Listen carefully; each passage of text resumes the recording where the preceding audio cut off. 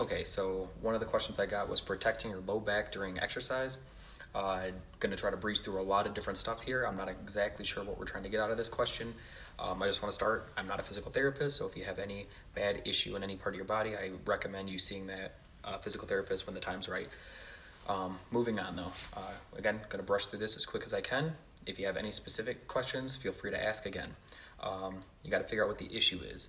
If it's a spinal issue, a pinched nerve, a bulging disc, something's out of alignment, whatever the issue is, if it's in your spine, you got to figure that out. Or if it's muscle tightness, just your back's constantly tight and kind of painful no matter what you do. Best thing is always prevention, right? A big thing is posture. How do you carry yourself? How are you kind of sitting? How are you standing? How are you moving? If you're always bending at the low back to do everything, or if you're really curved here or anything like that, it's going to put pressure in spots you don't really want pressure.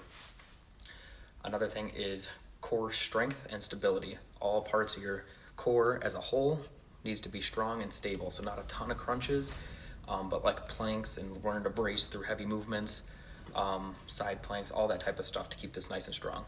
Tractioning of the discs.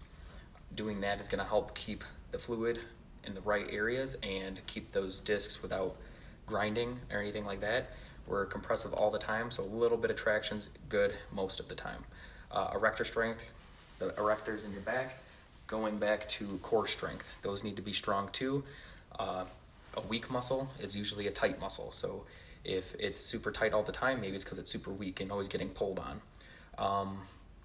Again, then we got to figure out if you're weak in other areas, like are your hamstrings or glutes super weak, which is kind of making everything up the chain kind of act different. Got to figure that out.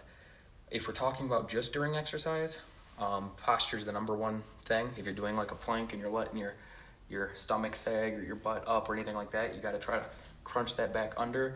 If you're trying to do overhead press and you're doing a bunch of bending like that or whatever it is, trying to keep this more stiff and rigid will help keep that back a little bit safer, a little bit less aggravated. Tractioning at the end of workouts will usually help if it's doing a reverse hyper or hanging off the edge of a back extension or hanging from a bar even, anything like that to help get those discs pulled apart. If it's really, really bad, you can try to stretch those muscles out, but I don't recommend that a lot. It's more of a band-aid than a long-term fix. And then on top of that, you don't really want to do a lot of stretches where you're really trying to bend this low back because it's supposed to stay a little bit more stable and straight. I hope some of that answered your questions. And again, if it didn't answer your question, message me or comment again. If I can help, I'll help. And if not, I'll point you in the right direction. All right, good luck.